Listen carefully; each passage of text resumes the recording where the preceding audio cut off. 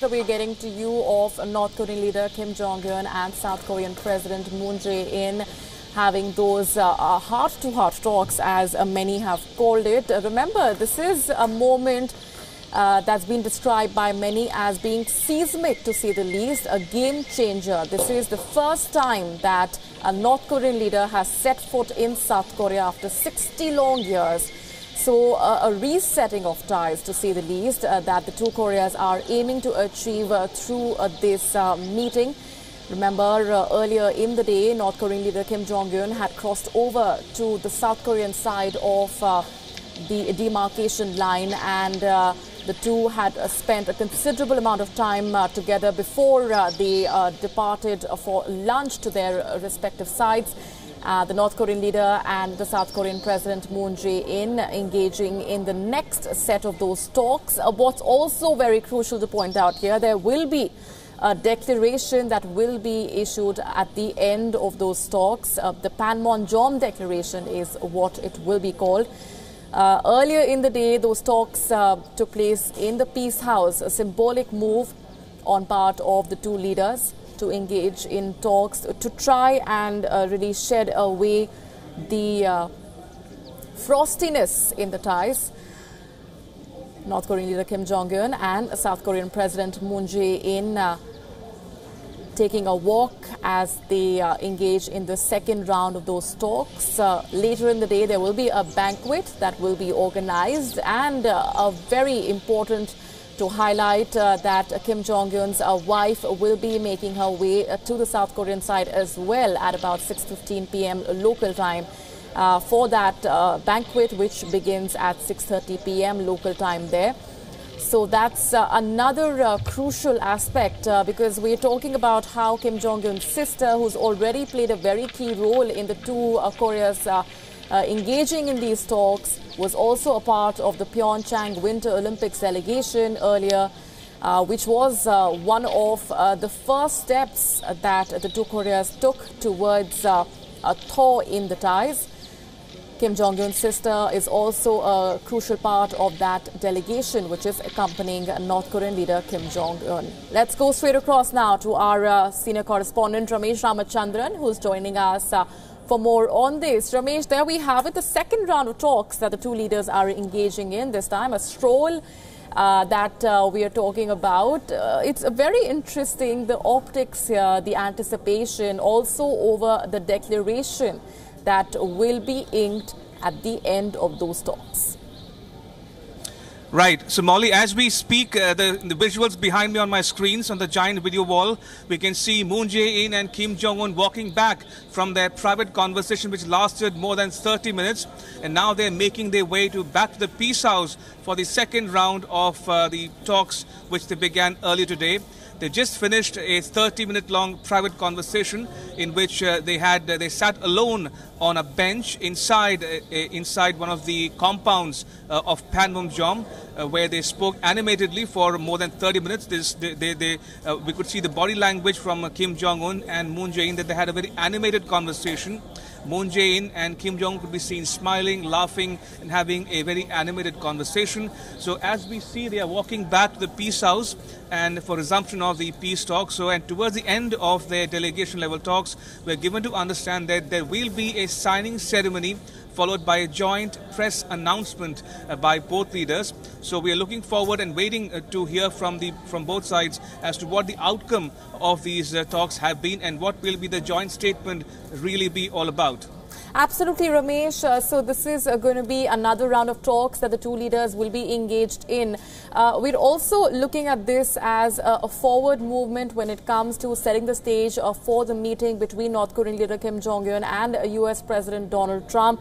In the note that the North Korean leader had put out in the guest book there, he's talking about a new beginning. We're also learning of that reassurance that Kim Jong-un has made, Ramesh, of giving up on missile strikes, giving up on the missile program altogether. So that's also a very interesting takeaway that's come so far.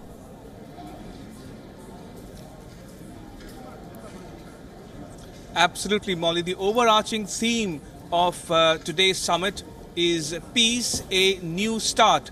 So that's the overarching theme for the Moon Jae-in and Kim Jong-un talks. And before they sat down for a private conversation, Moon Jae-in, president of South Korea, and North Korea's leader Kim Jong-un attended a sapling or planting a sapling ceremony where they stood around an old tree dating back to the 1950s, in fact 1953 to be precise, the same year in which the armistice was signed, and they brought with them soil from both North Korea and South Korea and water from two rivers, one from North Korea and one from South Korea, and they symbolically threw soil on top of that tree and poured water to symbolize a new beginning, a new start in their peace efforts, and also unveiled a plaque afterwards which read peace and prosperity. So that's the optics, Molly, insofar as the peace talks go. And now they're making their way back to the Peace House where they met earlier today for resumption of their final talks of the Inter-Korean Summit.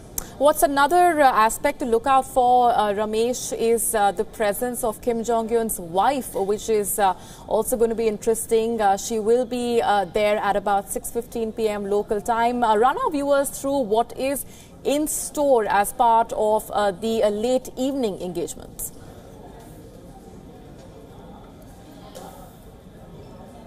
Well, just as an aside, Molly, before I answer your question, I wanted to bring our viewers up to speed with the optics of that private conversation. I forgot to mention that as those two leaders sat down for a brief, in fact, lengthy conversation lasting more than 30 minutes, one could only hear the chirping of the birds, the rustle of the leaves, and the sound of the breeze blowing by. So there was nothing else to go by except the animated conversations and the gestures being made by Kim Jong-un in particular. And from what I understood, when I could gather from the visuals there, Moon Jae-in did most of the talking, and Kim Jong-un listened intently to the South Korean leader, intervening every now and then with animated gestures and talking to him about issues that might bedevil the relations. But that said, coming back to the issue at hand, after the talks get over, there will be an official banquet which will be attended, among others, by Kim Jong-un's wife, Ri Sol-ju.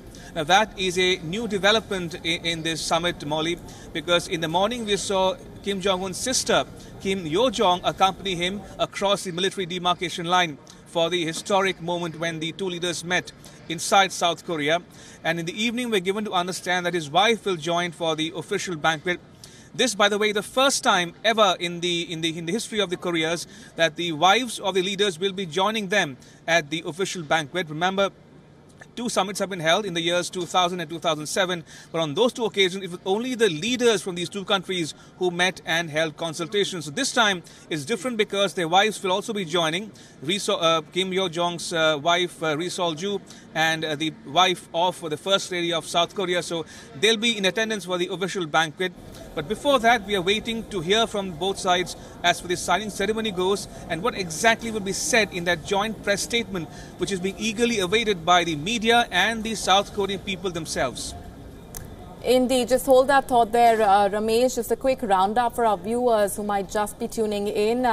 These are the visuals that we're getting to you of the two leaders, Kim Jong-un and South Korean President Moon Jae-in, who are making their way for another round of talks. This after the two leaders had met earlier in the day for those talks, the first round of talks that took place in the Peace House, after which they held a private conversation, as Ramesh was just pointing out. This was a 30-minute long private conversation that the two leaders had, an animated conversation, as Ramesh just pointed out, and they're now walking back in for those round of talks.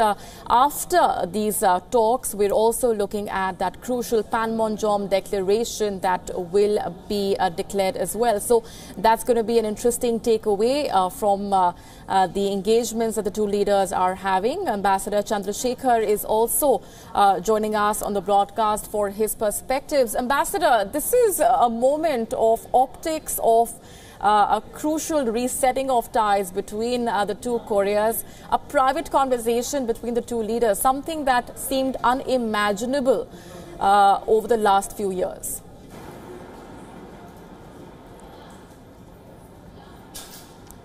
Well, yes, this is a welcome development. Let's hope the process can continue further, can be taken further. But let's wait for the joint statement. That will be very important.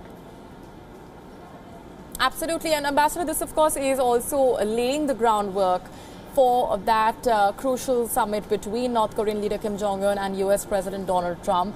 That's going to be another summit to look out for. So according to you, would we say that the two Koreas are moving in a positive direction so far?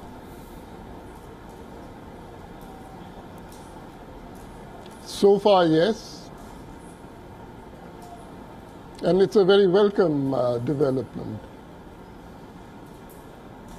All right, going back across to our correspondent Ramesh Ramachandran. Ramesh, so how long do these round of talks now last before the two leaders make their way for that banquet?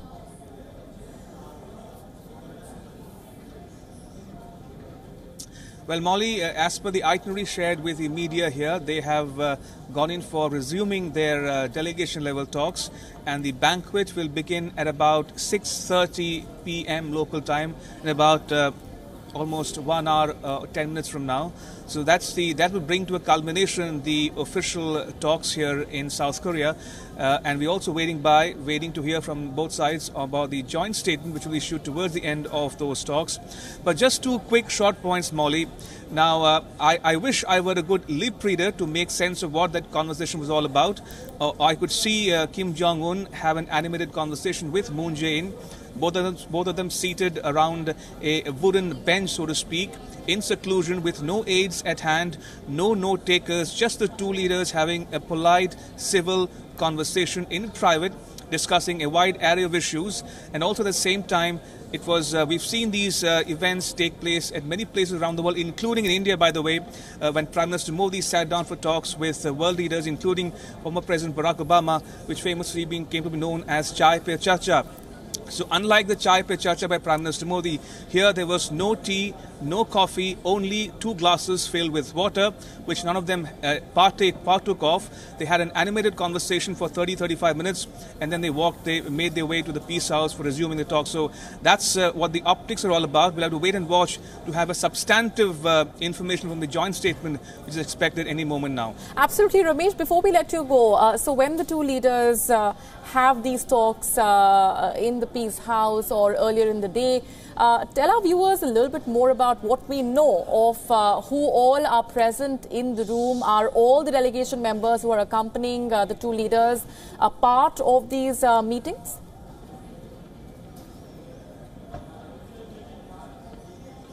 Well, Molly, as all these important summits go, they are choreographed to the last minutest detail. And as far as the two Koreas go, they've had 3 or 4 rehearsals in this week alone, including one by the South Koreans, one by the North Koreans, and one yesterday by a combined team of South Korean officials and North Korean officials. So this is a carefully detailed, choreographed event right down to the last minute. Remember, this morning, the two leaders met exactly 30 minutes past 9 in the morning when Kim Jong-un became the first North Korean leader in history to physically, literally walk across the military demarcation line to step foot on South Korean soil and shake hands with Moon Jae-in. So these are choreographed events, and we are given to understand that that will remain so for the remainder of these talks as well. But that said, there is something more to look forward to in terms of expectations from this summit. And we're given to understand that the joint statement may refer, we don't know the language of the formulation yet, but they may refer or signal the intent to pursue the issue of denuclearization, which is a hot topic here in South Korea. And we'll have to wait and watch to go through the joint statement in detail to understand where the differences lie and whether they've bridged those gaps at all or not. Absolutely. Ramesh, stay with me. Just a quick perspective from Einar Tangen also, who's joining us on the broadcast. Einar, as we've been talking about, the optics, of course, are one to watch out for. But apart from that, do you see concrete takeaways coming in from these talks when it comes to the issue of denuclearization?